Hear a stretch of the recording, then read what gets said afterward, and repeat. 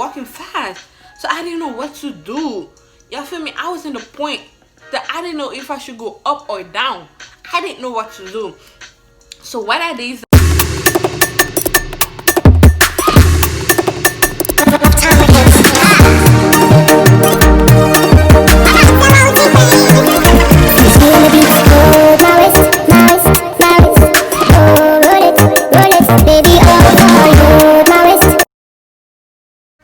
hey YouTube, it's your girl, the pretty Abby T.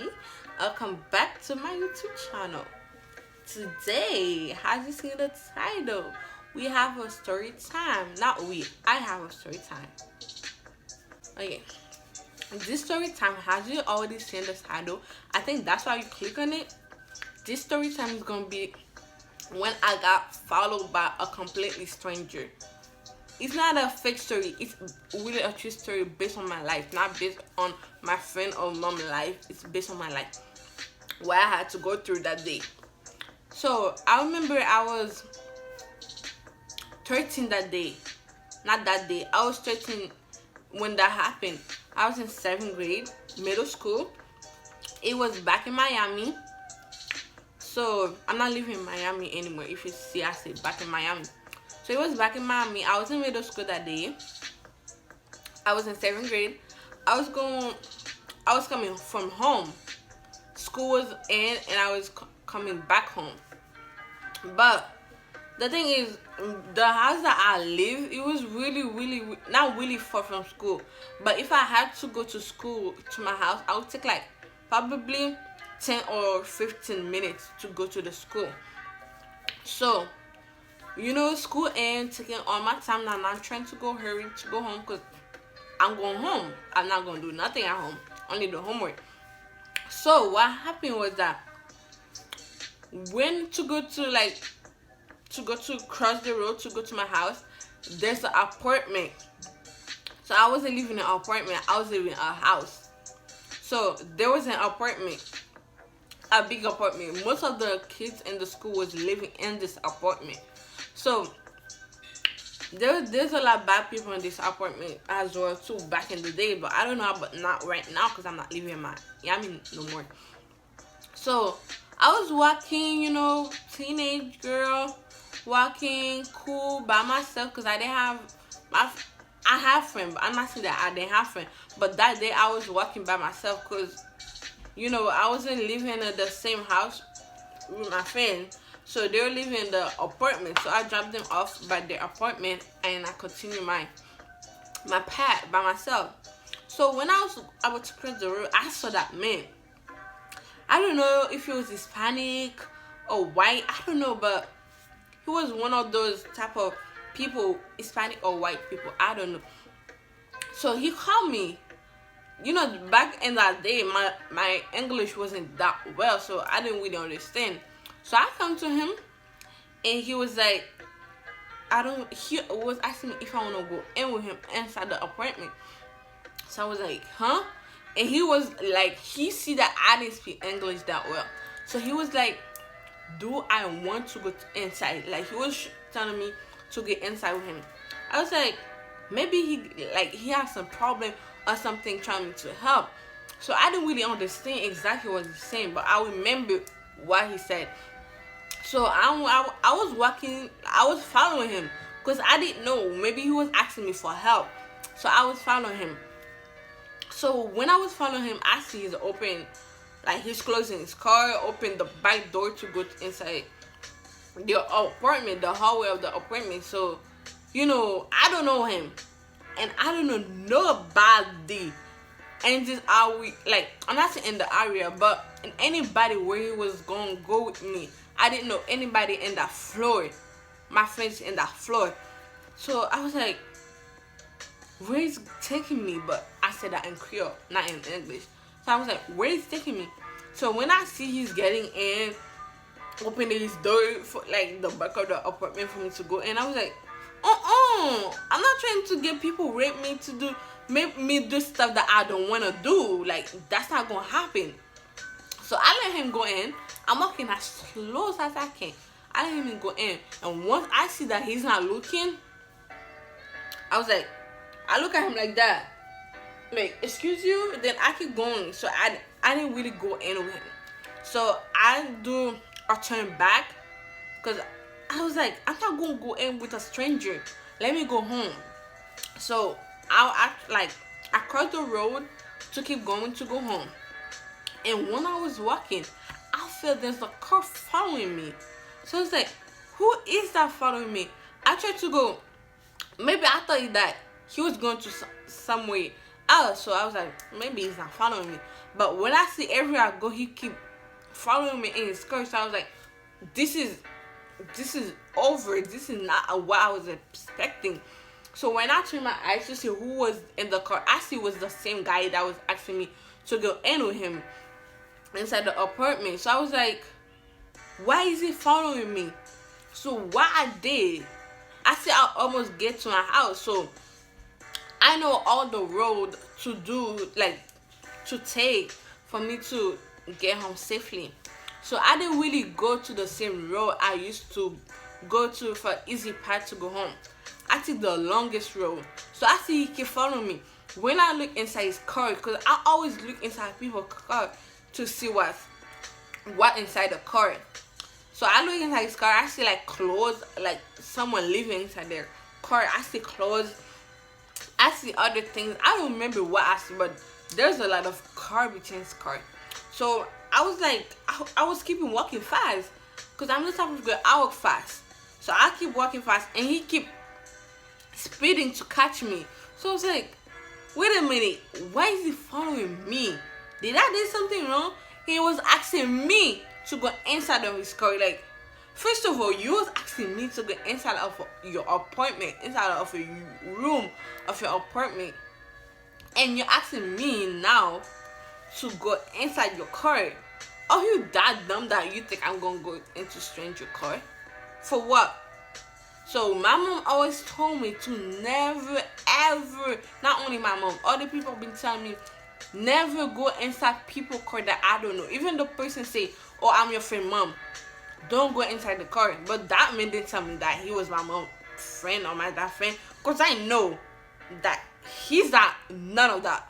So even though he told me that, I wasn't gonna buy it from him. So I keep walking fast, and he keeps speeding to catch me. I was like, are you okay? He was like, oh yeah, I just wanted you to get your number for you. I could drop you home. I was like, I don't need a ride. Did I tell you I needed a ride? So he was like, no problem, I got you. But back then, I didn't have a phone. Y'all feel me? I didn't have a phone. So most parents always never give their child a phone. You should give your child a phone, because you don't know what's going to happen. This is a day you could be at work, and they be at home or outside playing, and someone trying to grab them, trying to help kidnap them. They should have a phone. Even though they're 6, 7, they should need a phone. At least you need to choose them out to call 911 for help.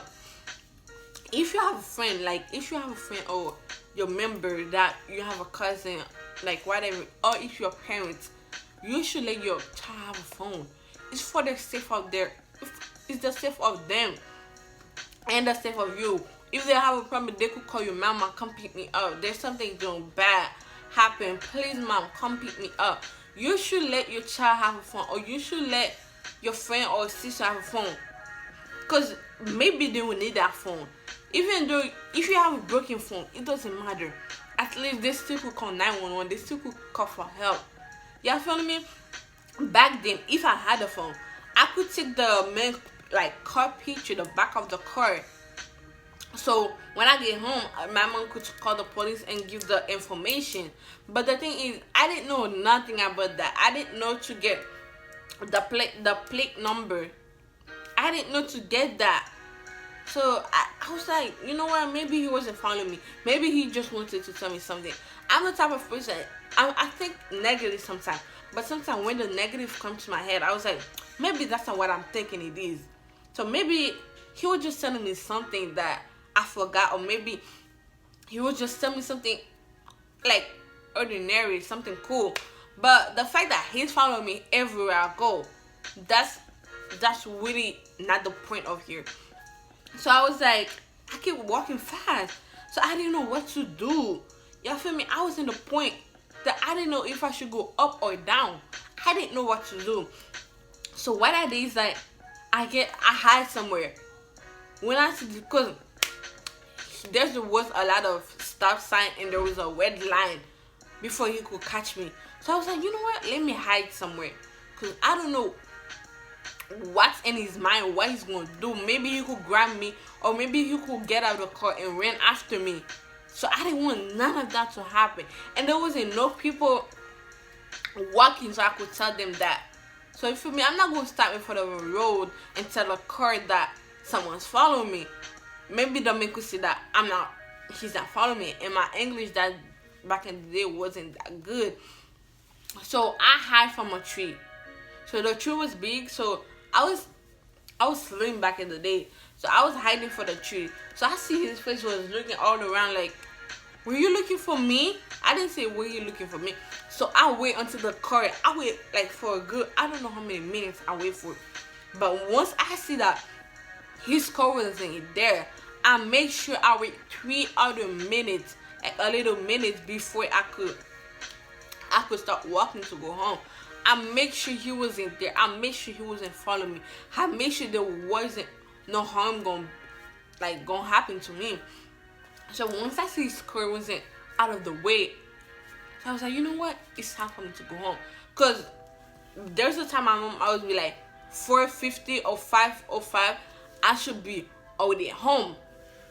So I think the time already passed, because I didn't have a phone. I only had a watch. So I saw the time already passed. So when I got home, she was like, oh, where were you? Once I told her that I was being followed by someone, I told her completely the story. Now she's asking me, why didn't I call her? I was like, do I have a phone? I don't have a phone. So this is when she decided to give me like, not a flip phone, but those Obama small phone back in the Obama phone. She decided to give it to me. I was grateful to that. At least I know that once I had, like, if I've been followed again or something happened to me at school or anything, I could call her. So she gave me those tiny Obama phone, and I was happy because at least I have a phone. I had something to call for help. So it doesn't matter what kind of phone I had.